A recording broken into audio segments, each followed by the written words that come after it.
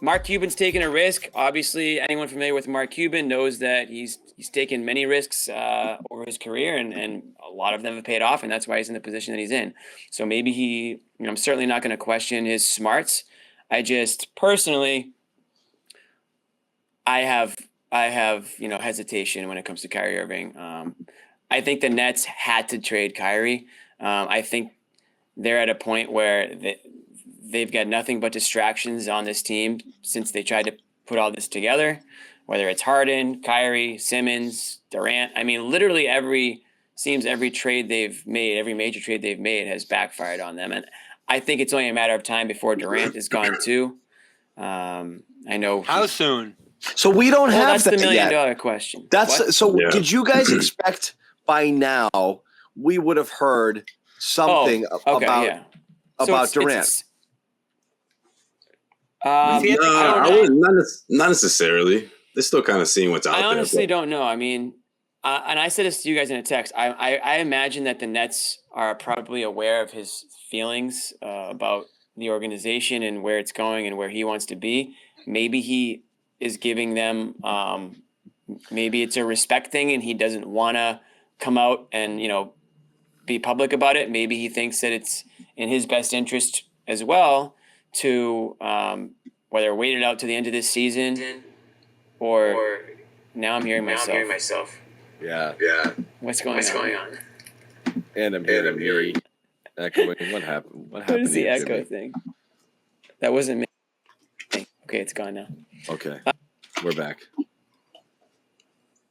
I don't know the answer. I mean, I don't know the answer either way, John, but I still think that he's going to want out, whether it's by Thursday or whether it's at the end of this season. But you guys really think he's going to blow Thursday? Like, is his mind going to change between now and then? Only one of two things has happened. He has decided to stick it out and see whether this team actually improves with Kyrie, and he's deciding to say nothing. Or he's quietly said, work on that deal, but don't go public with this shit. I'm not going to have my agent leaking. Don't leak it either. We don't need further dysfunction. I prefer to go. So make every effort to make it happen. We talked about the pack because it helps no one to put it out there that he demanded a trade because it makes it less likely that it'll happen with this little time to make it happen. Right, especially because this is Durant we're talking about. And I feel like he's always been the guy he makes that kind of decision during the offseason. And it's really hard to integrate into a new system. And there's a lot on the line. He's been through it. He's hurt. I can't see him saying, okay, yeah, let's do that, Brooklyn. I think he's more like, I think there's a good chance that he's sitting back and saying, Brooklyn, show me what you got. Show me what kind of roster we can put together to finish the season. And then we'll talk during the summer. It's over. This season's done.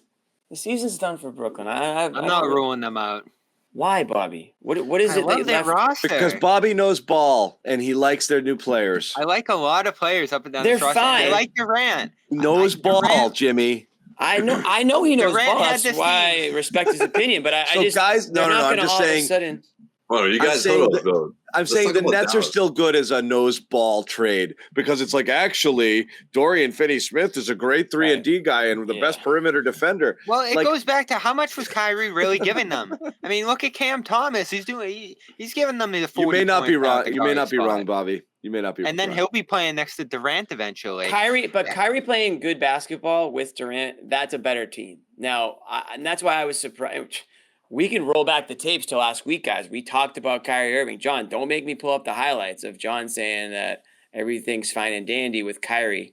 And I took that L instantly. First thing I said in the show. Okay, good. Because I was the one. I was like, boy, did I get that wrong. Yeah, because I said, well, wait, hold on. Who's to say that? Bobby threw an apology cam over me. It was, Did he? Yeah. Damn, I missed that. Because I remember going on there and I ate that one. Sherrod was kind of guilty of it as well. I was like, hold on, guys. Why are we so confident this is all going to work out? So because it didn't make sense. Right, but nothing makes sense. Meaning it didn't make sense in the context of like it hurts. That's for sure. It hurts him. Like I don't know. I mean, I guess again, it only takes one. Wasn't it surprising? I saw you got a $2 million trade kicker. But was it surprising how many teams lined up for this friggin' idiot? I mean, I don't know. When you consider the teams that were lined up, the Lakers, I mean, they're not exactly a franchise that's made some Clippers, Lakers, Phoenix, Dallas. Recently. A lot of, that's 4 teams in the West who were like, gimme. Yeah. And we got Yeah. some reporting on the trade offers. But John, look at the Russell Lakers. Hayes there. I mean, they can anything the Lakers do might help Lakers them. were desperate, but Yeah. everyone thought that they were the only ones desperate enough to do it. They were desperate, but that wasn't the case. Other teams wanted him. They were ready I'm to go. surprised Dallas did it. Josue and I talked about before that Suns game. Why are you so surprised? I mean, this is what we were talking about, Bobby. That one you brought up Dallas, and I all-star said, caliber. no way. Yeah, but that's what I mean, though. Yeah, all-star caliber player in the Western Conference, where we're not quite sure who can come out of the West. It's open, right? I mean, it's close. Yeah, I didn't see it, and they got super aggressive. If they did like Hardaway and Bertans, I would have been like, okay. But you give away your second best player, and really your third best player in Dinwiddie. So you're giving up much of your core. The roster behind them isn't that great. So you're gonna ride three players in Wood, Kyrie, and Luka, who all aren't plus defenders. I don't see plus defenders anywhere else on the roster. They're still a long shot to me to win the West. I think something would have to happen to Denver. I think something would have to happen to Memphis. And then you even throw the Clippers in there. If the Clippers are right, that's a tough team to beat. They've lost twice to them now in the playoffs early in Luka's career. So it's just an all-in move for 1 year. You're not even certain you're going to keep Kyrie beyond this year. Then you're questioning Luka's future if you lose whether Kyrie they're and this right blows or up. not, though, Well, Bobby. That's the crazy thing. Bobby. Whether it makes them better or not, it's evident that teams value stars above all else, and the opportunity to get a star is rare, and that's why teams jump at it. It doesn't always work, and I don't know if it's going to work here. But star talent is But let's not incredibly. act like the Mavs are the Thunder.